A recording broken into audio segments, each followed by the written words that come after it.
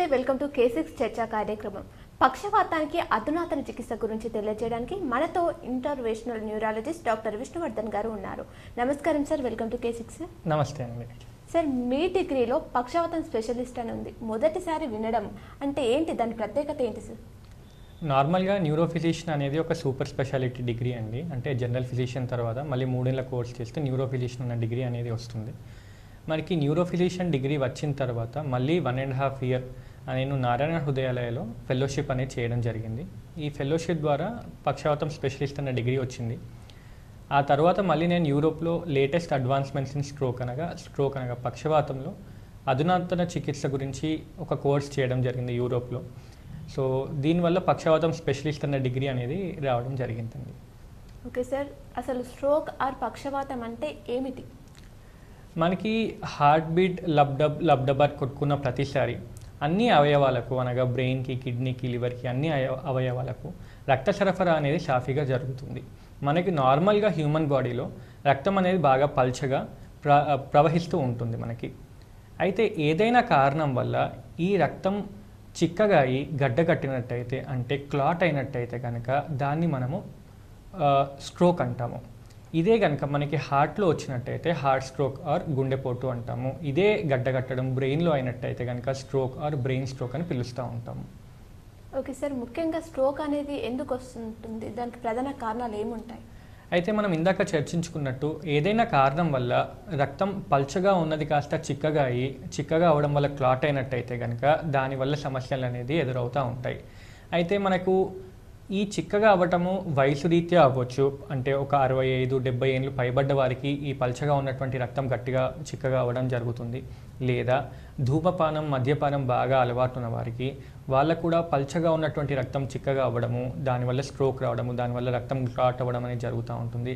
లేదా ఒంట్లో కనుక షుగర్ కంట్రోల్లో ఉన్నట్టు కాకపోతే, అంటే డయాబెటీస్ అనగా షుగర్ కంట్రోల్లో లేకపోయినట్టయితే కనుక అది కూడా మన రక్తంలోనే ప్రవహించే షుగర్ కాబట్టి దానివల్ల కూడా పల్చగా ఉన్నటువంటి రక్తం చిక్కగా అవుతుంది. దానివల్ల కూడా ఎక్కడైనా క్లాట్స్ జరిగే అవకాశం ఉంటుంది. సో షుగరే కాకుండా బీపీ కూడా కంట్రోల్లో లేనట్టయితే కనుక దానివల్ల కూడా బ్లడ్ క్లాట్స్ అనేటివి ఫామ్ అవ్వచ్చు. ఒంట్లో కొలెస్ట్రాల్ లెవెల్ అనగా మన బిఎంఐ ఎక్కువ ఉన్నా కానీ, అంటే బాడీ మాస్ ఇండెక్స్ అంటే ఒంట్లో కొవ్వు శాతం ఎక్కువ ఉన్నా కానీ, ప్రవహించే రక్తంలో కొవ్వు శాతం ఎక్కువ ఉన్నా కానీ లాజికల్గానే మీరు ఆలోచించవచ్చు. ప్రవహించే రక్తంలో కనుక ఏదైనా షుగర్ కానీ, కొవ్వు కానీ, బీపీ కానీ ఎక్కువ ఉన్నట్టయితే కనుక అది బాగా పల్చగున్నటువంటి రక్తాన్ని చిక్కగా చేస్తుంది. ఏదో ఒక జాగాలో కనుక అది కనుక బ్లడ్ క్లాట్ అయినట్టయితే కనుక మనకి స్ట్రోక్ అనేది రావడం జరుగుతూ ఉంటుంది. ఓకే సార్, ఈ స్ట్రోక్ని మేము ఎలా గుర్తించవచ్చు? అయితే మనం ఇందాక చర్చించుకున్నట్టే మనకి బ్లడ్ క్లాట్ అయినట్టయితే కనుక క్లాట్ని దాటుకొని బ్లడ్ అనేది ముందుకి ప్రవహించలేదు. ఇది మీకు ఒక అర్థమయ్యేటటువంటి ఎగ్జాంపుల్ ఇవ్వాలి అనుకుంటే కనుక, నార్మల్గా మన ఇంట్లో అందరికీ ట్యాప్స్ అనగా నల్లాలు ఉంటాయి. మనము ట్యాప్ ఓపెన్ చేసుకోగానే ఫ్రీగా వాటర్ రావడం అనేది జరుగుతూ ఉంటుంది.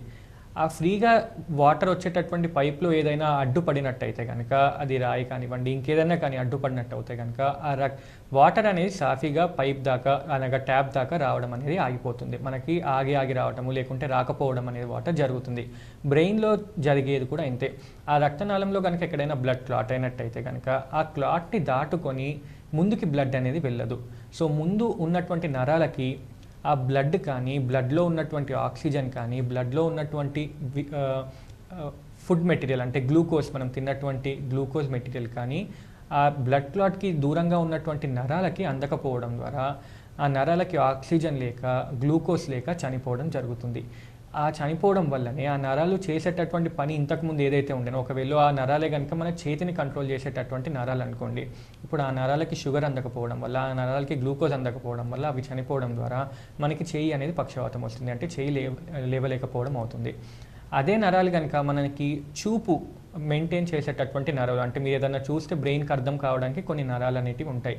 ఆ నరాలకు అడ్డగా క్లాట్ పడింది అనుకోండి, ఆ నరాలకు కూడా ఆక్సిజన్ అనేది, గ్లూకోజ్ అనేది అందదు. దానివల్ల ఆ నరాలు చనిపోతే ఆ మనిషికి సడన్గా చూపు అనేది పోతూ ఉంటుంది. సో ఇలా కాలుకి రక్తం సరఫరా చేసే నరాలకి ఆక్సిజన్ అందకపోవడం వల్ల కాలు పెరాలసిస్ వస్తుంది. ఒక్కొక్కసారి కాలుకి చేతికి ఒకేసారి రక్తం అందకపోవడం వల్ల ఆ నరాలకి సడన్గా కాలు చేయి పడిపోవడం అనేది జరుగుతుంది. ఫేస్లో కనుక ఫేస్లో కూడా మనకి చాలా మజిల్స్ ఉంటాయి.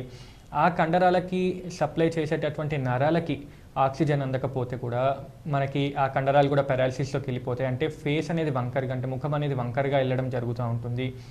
చిన్న మెదడులో కూడా రక్తం సరఫరా అనేది కనుక ఆగిపోయినట్టయితే, అంటే బ్లడ్ క్లాట్ వల్ల బ్లడ్ అనేది ముందుకు వెళ్ళలేకపోతే కనుక మనిషి నడుస్తున్నప్పుడు కూడా స్ట్రెయిట్గా నడవలేకపోవడము, ఒక తాగిన మనిషి నడిచిన మాదిరి నడవడము, ఇన్కోఆర్డినేషన్ అంటారు. ఏదైనా పట్టుకోవాలి అంటే వస్తువు సరిగ్గా పట్టుకోలేకపోవడం, ఇలాంటివన్నీ వస్తూ ఉంటాయి. ఒక వస్తువు రెండుగా కనపడము, లేకుంటే ఒక మనిషి నిటారుగా ఉన్న మనిషి వంకరగా నిల్చున్నట్టుగా కనపడము, ఇలాంటివన్నీ జరుగుతూ ఉంటాయి. అంటే ఏ నరము, ఒక్కొక్క నరం అనేది ఒక్కొక్క పని చేయడానికి భగవంతుడు అనేది మన బ్రెయిన్లో పెట్టడం జరిగింది. ఆ నరానికి రక్త సరఫరాలో ఏదైనా అడ్డుపడ్డట్టయితే కనుక ఆ నరానికి ఆక్సిజన్ అనేది అందదు, ఆ నరానికి గ్లూకోజ్ అనేది అందదు. సో ఆ నరం ఏదైతే పని చేయాలి అని చెప్పి దేవుడు చెప్పాడో ఆ పని ఆ నరం చేయలేకపోతూ ఉంటుంది. అందువలన మనకి ఆ పని చేయడంలో ఇబ్బంది వస్తుంది. అది చేయలేపడం కావచ్చు, నడవడం కావచ్చు, చూడటం కావచ్చు, వినికిడి కావచ్చు, మింగటం కావచ్చు, మూతి వంకరగా పోవడం కావచ్చు. ఇవన్నీ కూడా స్ట్రోక్ యొక్క ప్రధానమైన లక్షణాలు. ఓకే సార్, స్ట్రోక్ ఎలా గుర్తించాలి అనేది తెలిపారు. అదేవిధంగా స్ట్రోక్ వస్తుంది అని తెలియాలి ఏం చేయాలి? స్ట్రోక్ అనేది ఒక మెడికల్ ఎమర్జెన్సీ. అది మనకు అన్ఫార్చునేట్గా అది మెడికల్ ఎమర్జెన్సీ అని చెప్పేసి మనకు బుక్స్లో చెప్పకపోవడం కానీ, లేకపోతే చుట్టుపక్కల ఉన్న పెద్దవారు చెప్పకపోవడం వల్ల దాని మీద మనకి సరైనటువంటి అవగాహన అనేది లేదు. బ్లడ్ క్లాట్ బాడీలో ఎక్కడ ఫామ్ అయినా కానీ అదొక మెడికల్ ఎమర్జెన్సీ. అది కాల్లో ఫామ్ అయ్యి కాళ్ళు నొప్పి వచ్చి డీవీటీ రావడం వల్ల కూడా అదొక మెడికల్ ఎమర్జెన్సీ. అదే బ్లడ్ క్లాట్ మనకి హార్ట్లో ఫామ్ అయినా అది కూడా మెడికల్ ఎమర్జెన్సీ. దాన్నే గుండెపోటు అంటాము, అందుకే తొందరగా తీసుకురావాలి అని కూడా చెప్తాము. అదేవిధంగా ఇదే బ్లడ్ క్లాట్ కనుక మనకి బ్రెయిన్లో ఫామ్ అయితే అది కూడా ఒక మెడికల్ ఎమర్జెన్సీయే. అంటే బ్లడ్ క్లాట్ ఫామ్ అయితే మనకి దాని చుట్టుపక్కల ఉన్న నరాలకి ఆక్సిజన్ అండ్ గ్లూకోజ్ అందట్లేదు. అంటే ఆ చుట్టుపక్కల ఉన్న నరాలకి ఇండైరెక్ట్గా మీరు ఉరేసినట్టే అవుతుంది. సో ఒక మనిషికి ఉరివేసినప్పుడు మీరు ఎట్లయితే ఒక ఎమర్జెన్సీగా పరిగణించి తీసుకొస్తారో ఇది కూడా ఇంచుమించు అట్లాంటిదే. మీకు ఇంకా సింపుల్గా అర్థమయ్యేటట్టు చెప్పాలి అంటే, మనం ఎవరైనా డాక్టర్ దగ్గరికి వెళ్ళినప్పుడు కానీ, మీరు ఏదైనా చెకప్కి వెళ్ళినప్పుడు కానీ మీ చేతికి బీపీ మెషిన్ కట్టేసి బీపీ చూడడం అనేది జరుగుతూ ఉంటుంది. ఎప్పుడైతే బీపీ చూస్తూ ఉంటారో బీపీ మెషిన్ కొద్దిగా ఇన్ఫ్లేట్ చేసినప్పుడు ఒక 10-15 సెకండ్లు మన చేతికి బ్లడ్ ఫ్లో అనేది ఆగిపోతూ ఉంటుంది బీపీ చెక్ చేసే టైంలో.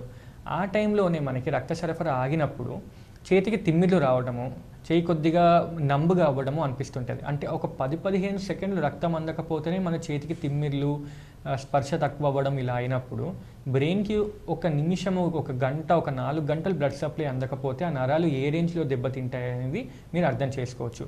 మనం ఒక రోజు ముందు రోజు రాత్రి కనుక చేయి తల కింద పెట్టుకొని పడుకున్నట్టయితే తెల్లవారు లేసేటప్పటికి ఆ చేయి మొత్తం మొద్దుబారిపోయినట్టు, ఆ చేయి సరిగ్గా పనిచేయకపోవడం ఒక అరగంట దాకా అలా ఉంటుంది. అంటే జస్ట్ ఒక రాత్రి ఒక 4-5 గంటల మందం దానికి రక్త సరఫరా తగ్గినందుకే ఆ చెయ్యి అనేది మనకి మొద్దుబారిపోతుంది. ఆ చెయ్యి అనేది మనకి పని చేయదు, ఒక అరగంట దాకా, ఒక గంట దాకా పని చేయదు మనకి. అట్లాంటిది ఒక 12 గంటలు, ఒక 5-6 గంటలు రక్త సరఫరా అనేది బ్రెయిన్కి ఆగినట్టయితే కనుక డెఫినెట్గా అక్కడ ఉన్న నరాలు చనిపోవడం జరుగుతుంది. సో ఆ ఫంక్షన్స్ అనేటివి, ఆ నరాలు చేసేటటువంటి ఫంక్షన్స్ ఆర్ పనులు ఏవైతే ఉన్నాయో అవన్నీ ఇంకా ఉండవు మనకి. ఓకే సార్, ఈ యొక్క పక్షవాతానికి డాక్టర్స్ ఏ విధంగా ట్రీట్ చేస్తారంటారు? సో మనకి బ్లడ్ క్లాట్ అవ్వడం బ్రెయిన్లో అనేది ముఖ్యమైన సమస్య కాబట్టి ఇప్పటిదాకా ఉన్న ట్రీట్మెంట్స్ అన్నీ ఎలా ఉన్నాయి అంటే కనుక ఆ రక్తం పల్చగవ్వటానికి మెడిసిన్స్ ఇచ్చేవాళ్ళము. సో గత 50 ఏళ్ళగా ఆస్ప్రిన్, క్లోపిడోగ్రిల్ ఇట్లాంటి ట్యాబ్లెట్స్ గురించి మీరు వినే ఉంటారు. ఈ ఆస్ప్రిన్ మరియు క్లోపిడోగ్రిల్ అనేటివి రక్తం పల్చగానే ఉండటానికి, రక్తం గడ్డకట్టకుండా ఉండడానికి చేసేటటువంటి మెడిసిన్స్ అన్నట్టు. సో పక్షవాతం రాగానే ఫస్ట్ డాక్టర్ గారు సిటీ తీసి ఇది రక్తం గడ్డకట్టిందా లేదా కన్ఫర్మ్ చేసుకొని, ఒకవేళ రక్తం గడ్డ కట్టినందువల్ల వచ్చినటువంటి పక్షవాతం అయితే కనుక మీకు ఆస్ప్రిన్, క్లోపిడోగ్రిల్ ట్రీట్మెంట్ ఇచ్చేవారు. గత 50 సంవత్సరాలుగా ఇదే ట్రీట్మెంట్ అనేది మనకు జరుగుతూ వస్తుంది. సో ఈ ట్రీట్మెంట్ ద్వారా ఆ రక్తం గడ్డ కట్టింది పెరగకుండా ఉంటుంది. అంతేకాని ఆల్రెడీ గడ్డ కట్టినటువంటి రక్తం ఏదైతే ఉందో అది పల్చగా అవ్వడం అనేది జరగదు. అయితే గత 15-20 ఏళ్ళగా లేటెస్ట్గా ఇండియాలోకి వచ్చిన ట్రీట్మెంట్స్ ఏంటివి అంటే, రాగానే ఫస్ట్ నిర్ణీత సమయం అనగా ఫస్ట్ 4.5 గంటల్లో కనుక మీరు ఏదైనా ఇంజెక్షన్ ఇచ్చినట్టయితే ఆ ఇంజెక్షన్ పైకి వెళ్ళి రక్తం గడ్డ కట్టిన చోట దాన్ని మళ్ళీ బ్రేక్ డౌన్ చేసి, అంటే చిన్న చిన్న ముక్కలుగా చేసేసి ఆ అడ్డు తొలగించడం వలన రక్త సరఫరా అనేది సాఫీగా జరగడం సాగుతుంది. ఇది నిజామాబాద్లో ఒక 3-4 హాస్పిటల్స్లో ఇట్లాంటి టెక్నాలజీ అనేది, ఇట్లాంటి ఇంజెక్షన్స్ అనేది ఇవ్వడం కామన్గానే జరుగుతుంది. లాస్ట్ 5-6 ఏళ్ళగా ఈ ఇంజెక్షన్స్ అనేటివి నిజామాబాద్లో కూడా అవైలబుల్ ఉన్నాయి. చాలామంది ఫస్ట్ 4.5 అనే స్ట్రోక్ వచ్చిన ఫస్ట్ 4.5 గంటలు వచ్చినట్టయితే కనుక వెంటనే ఇంజెక్షన్ అనేది ఇవ్వడం జరుగుతుంది. బ్రెయిన్లో బ్లడ్ క్లాట్ ఎక్కడెక్కడైతే అవుతుందో ఆ బ్లడ్ క్లాట్స్ అనేటివి దీనివల్ల కరిగిపోతాయి. కరిగిపోవడం వల్ల పైప్ అనేది క్లియర్గా అవుతుంది. మళ్ళీ రక్త సరఫరా అంటే రక్తంలో ఉన్నటువంటి గ్లూకోజ్ ఆక్సిజన్ ఆ నరాల దగ్గరికి వెళ్తుంది. ఆ నరాలు మళ్ళీ వాటి పని అవి చేసుకోవడం జరుగుతుంది. అయితే 100లో ఒక 33% మందికి మాత్రమే క్లాట్ అయినటువంటి బ్లడ్స్ మళ్ళీ ఈ మెడిసిన్ ఇవ్వడం వల్ల ఈ ఇంజెక్షన్ ఇవ్వడం వల్ల నార్మలైజ్ అంటే ఆ బ్లడ్ క్లాట్ అనేది బ్రేక్ డౌన్ అవ్వడం జరుగుతుంది. అంటే ఆ బ్లడ్ క్లాట్ అనేది ముక్కలుగా అయి రక్తం సరఫరా సాఫీగా జరగడం అనేది జరుగుతూ ఉంటుంది. ఇది 100లో 33 మందికి మాత్రమే. అది కాకుండా ఈ ఇంజెక్షన్ అనేది ఫస్ట్ 4.5 అవర్స్ అంటే స్ట్రోక్ వచ్చిన 4.5 గంటలలోపు మాత్రమే ఇవ్వడానికి వీలుంటుంది. అంటే గైడ్ లైన్స్ అలానే ఉన్నాయి. అప్పుడు మాత్రమే మనకి బెనిఫిట్ మోర్ దెన్ రిస్క్. అంటే ఆ 4.5 గంటలో ఇస్తే మాత్రమే మనకి యూజ్ ఎక్కువ ఉంటుంది, సైడ్ ఎఫెక్ట్ అనేది ఎక్కువగా ఉండదు. సో చాలామంది పేషెంట్స్ ఊర్లలో నుంచి మా హాస్పిటల్కి వచ్చేటప్పటికే 4.5 గంటల వ్యవధి దాటిపోతుంది. అది గుర్తించి అవును పక్షవాతమే అని తెలుసుకొని మా వద్దకు వచ్చేటప్పటికి 4.5 గంటలు దాటిపోతుంది. ఈ 4.5 గంటల తర్వాత ఆ ఇంజెక్షన్ ఇచ్చినప్పటికీ కూడాను క్లాట్ చాలా గట్టిగా ఫామ్ అయిపోయి ఉంటుంది. ఈ ఇంజెక్షన్ అనేది పనిచేయదు. సో నిజామాబాద్లో ఇప్పటిదాకా కూడాను 4.5 గంటల వ్యవధిలో వస్తే మాత్రమే ఈ ఇంజెక్షన్ ఇచ్చేటటువంటి అవైలబిలిటీ కానీ అవకాశం కానీ ఉండిండే. కొత్తగా ఈ పక్షవాతం కోర్సులో మేము నేర్చుకున్నది కానీ మేము మీకు ఆఫర్ చేసేది కానీ ఏంటిది అంటే కనుక మేము హార్ట్కి ఎట్లయితే ఇంతకుముందు యాంజియోగ్రామ్ చేసేవాళ్ళో, హార్ట్కి ఇంతకుముందు ఎట్లయితే స్టెంట్ వేసేవాళ్ళో, ఇప్పుడు మేము బ్రెయిన్కి కూడా యాంజియోగ్రామ్ చేస్తున్నాము. బ్రెయిన్కి కూడా స్టెంటింగ్ అనేది చేస్తున్నాము. బ్రెయిన్లో కూడా బ్లడ్ క్లాట్స్ని తీసేస్తున్నాము. ఇంతకుముందు గుండెపోటు అనగా హార్ట్లో బ్లడ్ క్లాట్ అయితే హార్ట్లో స్టెంట్ వేసేవారు. మీరు వినే ఉంటారు coronary angiogram, heart angiogram. So heart యాంజియోగ్రామ్లో చెక్ చేసుకొని ఎంత పెద్ద స్టెంట్ పెట్టాలి సైజ్ చూసుకొని యాంజియోప్లాస్టీ అనగా స్టెంట్ పెట్టడం అనేది జరుగుతూ ఉండిండే. ఇదే టెక్నాలజీని మనము బ్రెయిన్కి కూడా చేస్తున్నాము. బ్రెయిన్లో కూడా యాంజియోగ్రామ్ చేసుకుంటున్నాము. బ్రెయిన్లో కూడా బ్లడ్ క్లాట్ అయిన దాన్ని తీసేస్తున్నాము. అయితే ఇది మనము ఫస్ట్ 24 అవర్స్ లోపు చేసుకోవచ్చు. స్ట్రోక్ వచ్చిన 24 గంటలలోపు చేసుకోవచ్చు. ఏ ఊర్లో నుంచి ఏ పేషెంట్ మా హాస్పిటల్కి రావడానికైనా కానీ 5-6 గంటలు 6-7 గంటలు జరుగుతూ ఉంటుంది అన్నట్టు. సో డెఫినెట్గా ఫస్ట్ 12 గంటలలోపు మీరు మా వద్దకు వస్తారు కాబట్టి ఈ ప్రొసీజర్ ద్వారా మేము మీ బ్రెయిన్లో ఫామ్ అయినటువంటి క్లాట్ని మేము తీసివేయడం జరుగుతూ ఉంటుంది. ఓకే సార్, మీరు మాత్రమే నిజామాబాద్లో చేసే ప్రత్యేకమైన ప్రక్రియలు ఉన్నాయంట. ఏంటి అసలు ఇప్పుడు మీరు కొత్తగా ఏం చేస్తారు? సో ఈ స్ట్రోక్ స్పెషాలిటీ మేము నేర్చుకొని వచ్చిన తర్వాత మేము చేసేది ఏంటి అంటే హార్ట్కి ఎట్లయితే యాంజియోగ్రామ్ చేసేవారు ఒక చిన్న వైర్ పంపించి హార్ట్లో స్టెంట్ వేసేవారో ఇప్పుడు బ్రెయిన్కి కూడా అలానే తొడ నుంచి ఒక చిన్న వైర్ పంపిస్తున్నాము. ఆ వైర్ వెళ్ళేటప్పుడు మీకు ఎటువంటి నొప్పి కానీ అసలు ఒక సెన్సేషన్ కానీ ఉండదు. అంత వెంట్రుక మందం అన్నటువంటి సన్న వైర్ ఒకటి ఉంటుంది. అది తొడ నుంచి బ్రెయిన్ దాకా పంపించి బ్రెయిన్లో ఎక్కడైతే బ్లడ్ క్లాట్ అయిందో ఆ క్లాట్ని మనం చుట్టేసి పట్టుకొని బయటికి తీసుకురావడం జరుగుతుంది. ఇంతకుముందు ఏదైతే బ్లడ్ క్లాట్ బ్రేక్ అవ్వడానికి మెడిసిన్ ఇచ్చేవారో అది మేము మీకు ఇచ్చేస్తాము, కానీ అది పనిచేస్తుందా పనిచేయదా అనేది మనకి పూర్తిగా తెలియదు. 100లో 33% మందికి పనిచేసేది. మిగతా 66 మందికి ఆ మెడిసిన్ ఇచ్చినప్పటికీ కూడాను ఆ క్లాట్ బ్రేక్ చేయలేకపోయేది. అంటే మీరు టైంకి తీసుకొచ్చినప్పటికీ కూడాను 40,000 ఖర్చు పెట్టి ఇంజెక్షన్ ఇప్పించినప్పటికీ కూడాను కొన్నిసార్లు ఆ బ్లడ్ క్లాట్ని మనం బ్రేక్ చేయలేకపోవడం ద్వారా ఆ పక్షవాతం పర్మనెంట్గా లైఫ్ లాంగ్ అలానే ఉండిపోయేది. కానీ ఇప్పుడు మేము చేస్తుంది ఏంటంటే ఒక చిన్న వైర్ అంటే సన్నటి వైర్ వెంట్రుక మందం సన్నగా ఉన్నటువంటి వైర్ని మేము తొడ నుంచి బ్రెయిన్ దాకా పంపించి ఆ బ్లడ్ క్లాట్ని పట్టుకొని చేతో తీసేస్తూ ఉన్నాము. సో 100% క్లాట్ అనేది బయటకు వచ్చేస్తూ ఉంది. క్లాట్ బయటికి రాగానే ఆ పైప్ అనేది అంటే నరం అనేది క్లియర్ అయిపోతూ ఉంది. క్లియర్ అయిపోయిన తర్వాత గ్లూకోజ్ ఆక్సిజన్ ఉన్నటువంటి బ్లడ్ మళ్ళీ కూడా ఆ పైప్ ద్వారా ఆ నరాల దగ్గరికి వెళ్ళి రక్త సరఫరా చేసి ఆ నరాలు ఏదైతే ఫంక్షన్ చేస్తున్నాయో ఆ పనిని మళ్ళీ చేయడానికి సహకరిస్తాయి. సో ఇది మేము కొత్తగా చేసే ప్రొసీజర్స్. ఇట్లాంటివి 7-8 రకాల ప్రొసీజర్స్ మేము చేస్తున్నాము. అన్యూరిజం కాయిలింగ్ అంటేనేమి, కెరోటిడ్ స్టెంటింగ్ అంటేనేమి, వీనస్ అయిన స్టెంటింగ్ అంటేనేమి, ఇవన్నీ ఒక్కొక్కసారి మీకు మెల్లిమెల్లిగా ఎక్స్ప్లెయిన్ చేయడం జరుగుతుంది. కానీ ముఖ్యంగా స్ట్రోక్కి ఇటువంటి అధునాతిక చికిత్స వచ్చింది అని చెప్పేసి ఒకవేళ స్ట్రోక్కి మీరు టైంకి మా వద్దకు వస్తే జీవితాంతం మీరు బాధపడాల్సిన అవసరం ఉండదు. ఎందుకంటే ఆ క్లాట్ని మేము పట్టుకొని బయటికి వచ్చేస్తాము. దాని ద్వారా మీకు స్ట్రోక్ దాని వల్ల వచ్చేటటువంటి ఇబ్బందులు అనేటివి మీకు తగ్గుతూ ఉంటాయి అని చెప్పడం జరుగుతుంది. ఓకే సార్, మీరు చెప్పే విధానంలో వైర్ పైప్ పెడుతుంటే పేషెంట్ నొప్పికి తట్టుకోగలుగుతారా? ఈ వైర్ అనేది ఎంత సన్నగా ఉంటుందంటే మీరు నార్మల్గా అప్పుడప్పుడు మీ కంటి ముందు పెడితే మీకు కనపడడం కూడా కనపడదు. దీనికి మేము అందుకే ఎక్స్రే గైడెన్స్ ద్వారా తొడ నుంచి బ్రెయిన్ దాకా వెళ్ళడం జరుగుతుంది. అంత సన్న వైర్ మీకు పెట్టేటప్పుడు జస్ట్ మీకు ఒక ఇంజెక్షన్ ఇచ్చినంత ఒక 10 సెకండ్స్ ఒక 5 సెకండ్స్లో నొప్పి తెలుస్తుంది. ఒక్కసారి వైర్ చర్మం దాటి ఒక్కసారి రక్తనాళంలోకి వెళ్ళిపోయింది అంటే అసలు మేము మీకు వైర్ పెట్టినట్టు కానివ్వండి, అది మీకు అసలు లోపల కదులుతున్నటువంటి స్పర్శ అనేది మీకు ఏమీ తెలియదు. మీరు కదలకుండా పడుకుంటే చాలు, మేము ఎక్స్రే ఎవిడెన్స్తో అంటే అది ఎటు పోతుంది వైర్, మేము ఎటు తీసుకెళ్తే ఎటు పోతుంది అనేది ఎక్స్రే సహాయంతో చూసుకుంటూ మీ తొడ నుంచి మెల్లిమెల్లిగా కడుపు నుంచి ఛాతీ నుంచి హార్ట్ నుంచి మెడ నుంచి బ్రెయిన్ దాకా మెల్లిగా దాన్ని అక్కడ దాకా తీసుకెళ్తాము. బ్రెయిన్లో కూడా బ్లడ్ ఎక్కడ క్లాట్ అయిందో దాన్ని పట్టుకొని బయటకు వచ్చేస్తాం. బ్రెయిన్లో బ్లడ్ క్లాట్ పట్టుకొని బయటకు వచ్చేంతవరకు కూడా మీకు ఏం స్పర్శ తెలియదు. వైర్ బయటకు వచ్చిన తర్వాత కూడా మీకు ఏం స్పర్శ తెలియదు. స్పర్శనే కాదు, మీకు అసలు నొప్పి కూడా ఎటువంటి నొప్పి కూడా ఉండదు. ఇది ఒక పెయిన్లెస్ ప్రొసీజర్ అని చెప్పొచ్చు. ఓకే సార్, నిజామాబాద్లో ఇవన్నీ చేశారా మీరు? నిజామాబాద్లో గత 2 నెలలుగా ఇటువంటి ప్రొసీజర్స్ అనేటివి ఆల్రెడీ జరుగుతూ ఉన్నాయి. నేను ఆల్రెడీ 3 పేషెంట్స్కి లాస్ట్ 1 మంత్లో ఇట్లాంటి మెకానికల్ థ్రాంబెక్టమీ అనే ప్రొసీజర్ చేశాను. సో ఇటువంటి పేషెంట్స్ టైంకి మా వద్దకు వచ్చినప్పుడు ఆల్రెడీ ఇట్లాంటి ప్రొసీజర్స్ చేయడం జరుగుతుంది. ఈ మధ్య కాలంలో మా వద్దకు పక్షవాతం బారిన పడి వచ్చే వారి సంఖ్య బాగా పెరిగింది. అండ్ రీసెంట్ స్టాటిస్టిక్స్ అంటే గ్లోబల్ అంటే మొత్తం ప్రపంచవ్యాప్తంగా స్టాటిస్టిక్స్ తీసుకుంటే ఇంతకుముందు మ్యాక్సిమం చనిపోయే వారి సంఖ్య గుండెపోటు ద్వారా ఉండేది. సో మయోకార్డియల్ ఇన్ఫెక్షన్ అంటే ఎంఐ అంటే గుండెపోటు ద్వారా చనిపోయే వారి సంఖ్య మెడికల్గా బాగా ఎక్కువ ఉండేది. లాస్ట్ 8-9 నెలల నుంచి బ్రెయిన్ స్ట్రోక్ ద్వారా చనిపోయే వారి సంఖ్య హార్ట్ స్ట్రోక్ ద్వారా చనిపోయే వారి కన్నా ఎక్కువగా వచ్చింది. అంటే చాలామందికి హార్ట్ స్ట్రోక్ కన్నా బ్రెయిన్ స్ట్రోక్ రావడం అనేది సహజమైపోయింది. మన జీవన శైలి వల్ల, మనకున్న షుగర్ వల్ల, బీపీ వల్ల, కొలెస్ట్రాల్ వల్ల, మనం చేసే స్మోకింగ్ కానీ మద్యపానం కానీ అధికంగా ఉండటం వల్ల రక్తం ఏదైతే గడ్డ కడుతుందో బ్రెయిన్లో గడ్డ కట్టడం చాలా ఎక్కువగా చూస్తున్నాం ఈ మధ్యలో. ఎస్పెషల్లీ ఎండాకాలంలో ముందే మనకు కొద్దిగా డీహైడ్రేషన్ ఉంటుంది కాబట్టి రక్తం ఈజీగా గడ్డ కడుతూ ఉంటుంది అన్నట్టు. పోయిన ఎండాకాలంలో అయితే కనీసం ఒక 70-80 మంది స్ట్రోక్ పేషెంట్స్ని మేము చూడడం జరిగింది. కాకపోతే వీళ్ళెవరు కూడా ఆ నిర్ణీత 12 గంటల టైంలో మా వద్దకు రాలేదు. ఒక 4-5 పేషెంట్స్ మాత్రం మా వద్దకు ఆ నిర్ణీత టైంలో రావడం జరిగింది. వారికి మేము ఈ ప్రొసీజర్ చేసాము అండ్ వాళ్ళు కనీసం ఒక 50-70% చాలా బాగుపడ్డారు ఈ ప్రొసీజర్ తీసుకోవడం వల్ల. ఓకే సార్, ఎంతసేపట్లో మీ వద్దకు వస్తే బెటర్ అంటారు సార్? మీకు ఇప్పటికే అర్థమైనట్టయితే కనుక మనం లేట్ చేసే ప్రతి సెకండ్ అక్కడ నరానికి ఆక్సిజన్ మరియు గ్లూకోజ్ అందట్లేదు. అంటే ఆ నరాలకి అంతసేపు ఉరేసినట్టు అవుతూ ఉంటుంది, ఆ నరాలకి అంతసేపు బీపీ మెషిన్ కట్టినట్టు అవుతూ ఉంటుంది.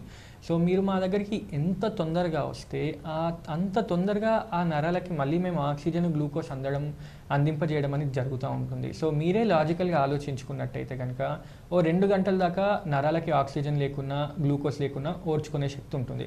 ఒక 4 గంటలు అయినాయి అనుకోండి, ఒక 50% నరాలు చనిపోతాయి. ఒక 12 గంటలు అయిందనుకోండి, ఒక 70% నరాలు చనిపోతాయి. ఈ చనిపోయిన నరాల్ని దేవుడు కూడా ఏమీ చేయలేడు. సో మనం మిగిలిన 30% నరాల్ని, మిగిలిన 50% నరాల్ని కాపాడుకోగలుగుతాం. మీరు ఎంత తొందరగా వస్తే అంత శాతం నరాల్ని మేము మళ్ళీ కాపాడిన వాళ్ళం అవుతాం. మీరు ఒక 24 గంటల దాకా చేయొచ్చు కదా అని 18 గంటలకు వచ్చారనుకోండి, ఆ 25% అంటే 25% నరాలు ఏవైతే బాగున్నాయో వాటిని మాత్రమే మేము మళ్ళీ బాగు చేయడం జరుగుతుంది. సో ప్రొసీజర్ చేసినప్పటికీ కూడా మీకు మళ్ళీ ఒక సంవత్సరము 2 సంవత్సరాలు ఆ పక్షవాతంతో ఇంప్రూవ్మెంట్ అవ్వడానికి టైం పడుతూ ఉంటుంది. మీరు 2 గంటల్లోకి వచ్చారనుకోండి, ఒక 90% నరాల్ని మేము సేవ్ చేసిన వాళ్ళం అవుతాం, 95% నరాల్ని సేవ్ చేసిన వాళ్ళం అవుతాం. రికవరీ అనేది వితిన్ వీక్స్, వితిన్ మంత్స్ వస్తూ ఉంటుంది.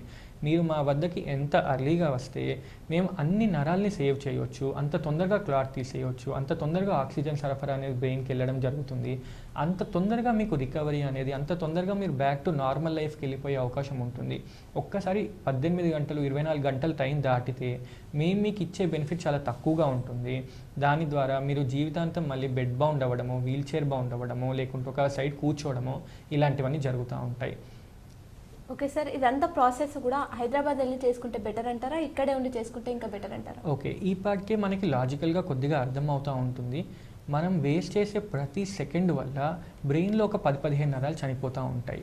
మనం వేస్ట్ చేసే ప్రతి సెకండ్ వల్ల చనిపోతున్నాయి అని మనకు అవగాహన ఉన్నప్పుడు ఇట్లాంటి ప్రక్రియ కోసం, అంటే ఇట్లాంటి పెయిన్లెస్ ఇంటర్వెన్షన్ కోసం మీరు హైదరాబాద్ దాకా వెళ్ళాల్సిన అవసరం లేదు. ఎందుకంటే ఇక్కడైనా అక్కడైనా ఆ బ్రెయిన్లో బ్లడ్ క్లాట్ తీసేయడమే మన ట్రీట్మెంట్ ఆప్షన్. మీరు హైదరాబాద్ దాకా వెళ్ళాలంటే మినిమం 3 గంటల టైం పడుతుంది. ఈ 3 గంటల్లో చాలా మటుకు నరాలకి ఆక్సిజన్ మరియు గ్లూకోజ్ అందక చనిపోవడం జరుగుతుంది.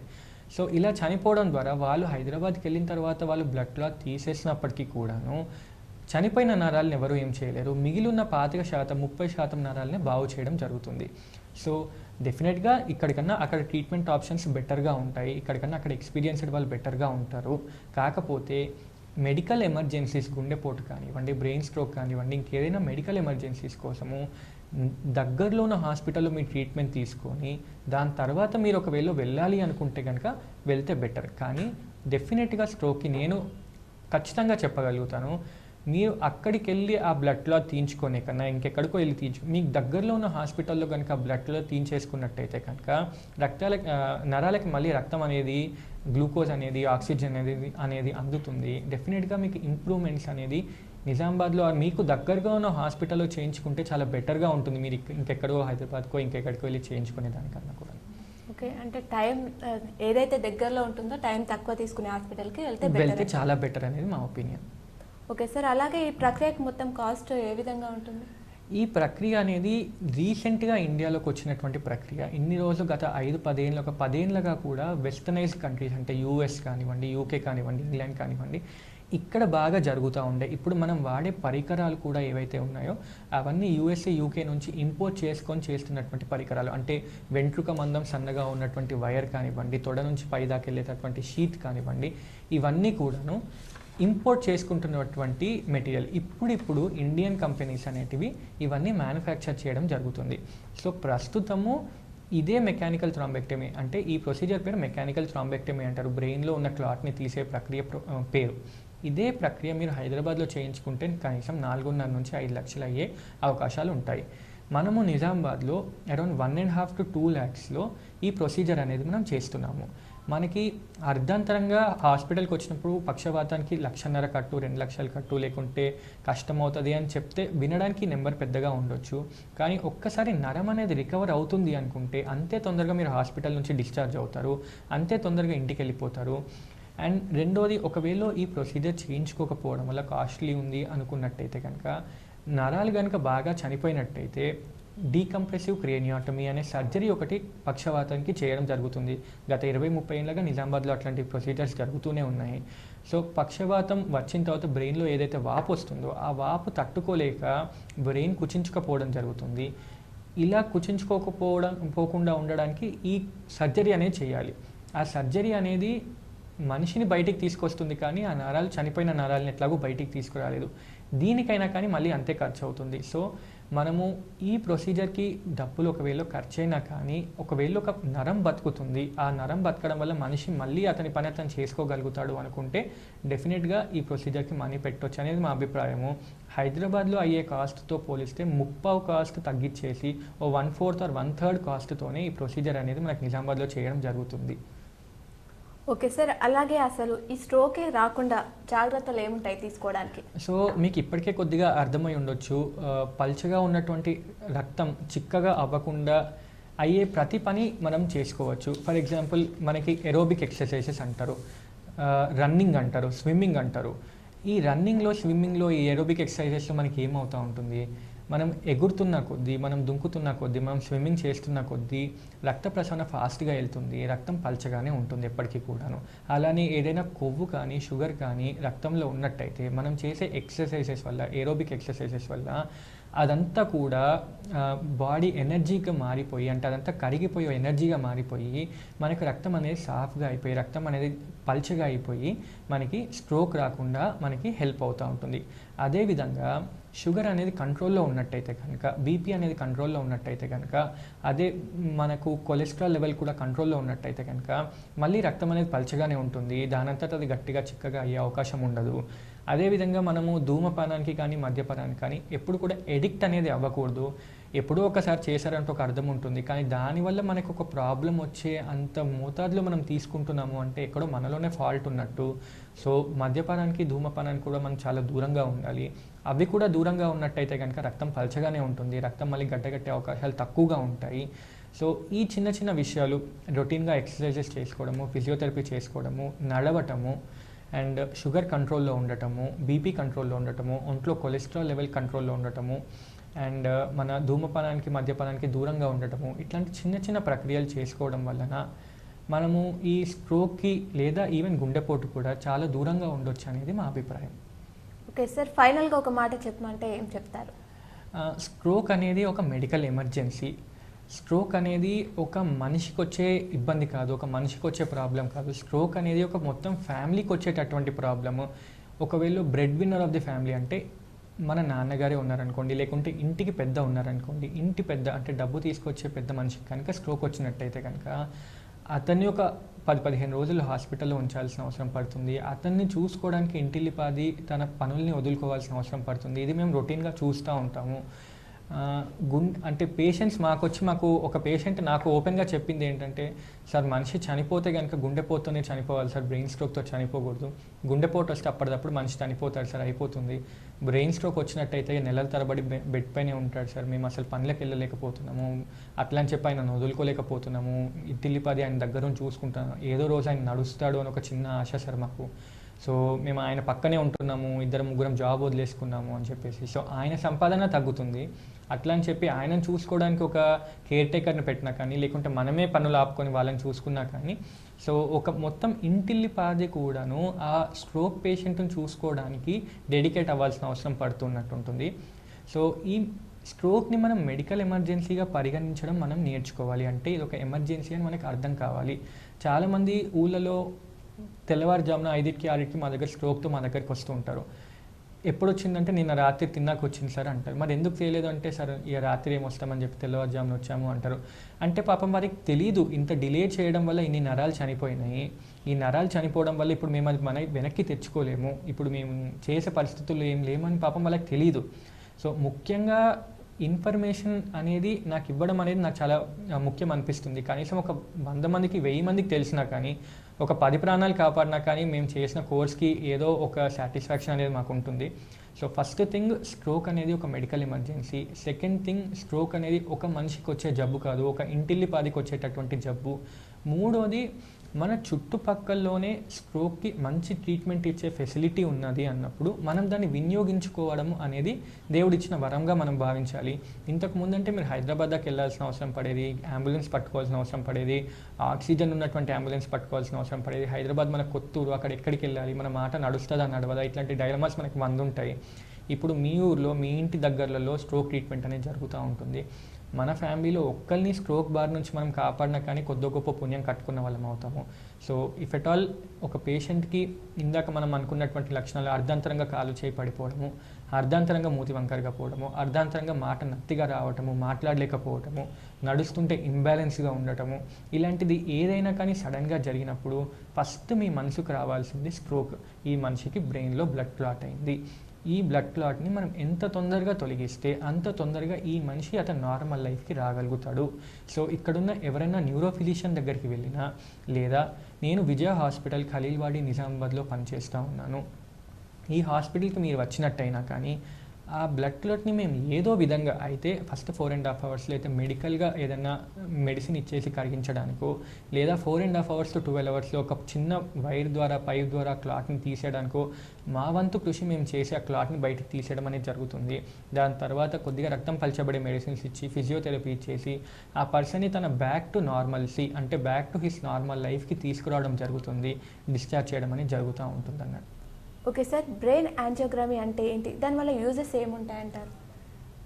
ఓకే, మంచి ప్రశ్న అడిగారు. ఇంతకుముందు హార్ట్కి ఎట్లయితే heart angiogram or coronary angiogram అని ఉండేదో, ఇప్పుడు బ్రెయిన్కి కూడా బ్రెయిన్ యాంజియోగ్రామ్ అనేది వచ్చింది. అంటే మెడలో ఎక్కడైనా చిన్న క్లాట్స్ ఫామ్ అయి ఉన్నాయా, ఎప్పుడైనా ఆ క్లాట్స్ ఎగిరిపోయి బ్రెయిన్లో ఇరుక్కుంటాయా అనేది ఈ బ్రెయిన్ యాంజియోగ్రామ్ ద్వారా మనకు తెలుస్తుంది. సో ఎవరైనా పేషెంట్ బాగా షుగర్ ఉంది, బాగా కొలెస్ట్రాల్ ఉంది, అన్కంట్రోల్డ్గా ఉంది, మాకు స్ట్రోక్ వచ్చే రిస్క్ ఉందా, మాకు పక్షవాతం బారిన పడే ఇబ్బంది ఉందా, మేము ఒక తీర్థయాత్రకు వెళ్దాం అనుకుంటున్నాము, మేము ఫిట్గా ఉన్నామా, వెళ్ళడానికి ఓకేనా, ఇలాంటి తరచుగా మా దగ్గరికి ప్రశ్నలతో వస్తూ ఉంటారు. ఒకవేళ మీరు కనుక ఓకే అనుకుంటే బ్రెయిన్ యాంజియోగ్రామ్ అనేది చేయడం జరుగుతుంది. ఒక కన్సెంట్ తీసుకొని బ్రెయిన్ యాంజియోగ్రామ్ అనేది చేయడం జరుగుతుంది. ఆ యాంజియోగ్రామ్లో హార్ట్ నుంచి బ్రెయిన్ దాకా వెళ్ళే పైప్స్ అంటే రక్తనాళాలు ఏవైతే ఉన్నాయో అవన్నీ కూడా ఒకసారి చెక్ చేయడం జరుగుతుంది. ఒకవేళ మీరు కనుక ఎట్ రిస్క్ ఫర్ స్ట్రోక్ అంటే స్ట్రోక్ వచ్చే రిస్క్ మీకు ఎక్కువగా ఉంది అని మాకు అనిపించింది అనుకోండి, మేము దానికి తగ్గట్టుగా ట్రీట్మెంట్ ఆప్షన్స్ అనేవి చెప్తాము. కొలెస్ట్రాల్ లెవెల్ ఎక్కువ ఉంది అనుకుంటే ఆ కొలెస్ట్రాల్ మెడిసిన్ ఎక్కువగా పెట్టడము, ఫ్యాట్ ప్లాక్ అంటే ఏదైతే క్లాట్ ఇక్కడ ఉందో దీన్ని స్టెబిలైజ్ చేయడము, లేకుంటే బాగా పెద్దగా ఉంటే తీసేయడము, లేకుంటే ఒక స్టెంట్ వేయడము, దానికి తగినటువంటి పరిష్కారం అనేది మేము చెప్పడం జరుగుతూ ఉంటుంది. సో ఈ బ్రెయిన్ యాంజియోగ్రామ్ కూడా అంటే బాగా షుగర్, బాగా బీపీ, బాగా కొలెస్ట్రాల్ లెవెల్ ఉన్న వాళ్ళు, మాకు ఏమన్నా స్ట్రోక్ వస్తుందో అని భయపడిన వాళ్ళు రొటీన్ హెల్త్ చెకప్గా చేసుకోవచ్చు అనేది కూడా మా అభిప్రాయము. కొన్నిసార్లు మీరు హార్ట్ యాంజియోగ్రామ్, అప్పుడప్పుడు ఛాతీ నొప్పి వచ్చింది అని చెప్పేసి హార్ట్ యాంజియోగ్రామ్ చేయించుకోవడానికి వెళ్తారు. అదే టైంలో, అదే సిట్టింగ్లో, అదే బెడ్ పైన బ్రెయిన్ యాంజియోగ్రామ్ కూడా చేసేయండి అంటే అదే వైర్తో మీరు కార్డియాలజిస్ట్ హార్ట్ చూసుకున్న టైంలోనే ఆయన పని చేసుకొని ఆయన పక్కకి వెళ్ళినప్పుడు అదే వైర్తో మేము బ్రెయిన్ కూడా యాంజియోగ్రామ్ చేసేసుకుంటాము. అంటే మీరు హార్ట్ యాంజియోగ్రామ్కి పట్టిన 15 నిమిషాలకి ఇంకో 5 నిమిషాలు పెట్టి బ్రెయిన్ యాంజియోగ్రామ్ కూడా చేసేస్తాము. సో ఎవరైనా జనరల్ చెకప్కి వెళ్ళినప్పుడు హార్ట్ యాంజియోగ్రామ్ చేయించుకుంటున్నాము అని మీరు అనుకున్నప్పుడు అదే సిట్టింగ్లో బ్రెయిన్కి కూడా యాంజియోగ్రామ్ చేయండి అని కనుక మీరు వారిని అడిగినట్టయితే కనుక మేము వచ్చి హార్ట్ తర్వాత బ్రెయిన్కి కూడా యాంజియోగ్రామ్ చేసేస్తాము. సో ఒకటే సిట్టింగ్లో మీకు గుండెపోటు వచ్చే రిస్క్, స్ట్రోక్ వచ్చే రిస్క్ ఉందా లేదా అనేది మీకు అప్పటిదప్పుడే అవగాహన అనేది వచ్చేస్తూ ఉంటుంది. Okay sir. Okay sir, stroke ఎలా వస్తుంది, ఎలా గుర్తించాలి, ఎలాంటి జాగ్రత్తలు తీసుకోవాలి, అదేవిధంగా దానికి ట్రీట్మెంట్ ఏ విధంగా ఉంటుంది అనే పూర్తి వివరాలు ఈరోజు మాకు తెలియజేసినందుకు థ్యాంక్ యూ సార్. మరి పక్షవాతం వచ్చిన వెంటనే ఎంత తొందరగా వెళ్తే అంత తొందరగా మనం కోలుకోవచ్చు. మరి ప్రతి ఒక్కరూ ఈ అంశాన్ని దృష్టిలో పెట్టుకోవాలి అని చెప్పేసి దగ్గరున్న హాస్పిటల్ వెళ్ళి వాళ్ళు ట్రీట్మెంట్ తీసుకోవాలని చెప్పేసి K6 తరపున కోరుకుంటున్నాం. ఇది ఈరోజు ప్రత్యేకమైన అంశం. మరో అంశంతో మేము ముందుంటాం. చూస్తూనే ఉండండి మీ K6.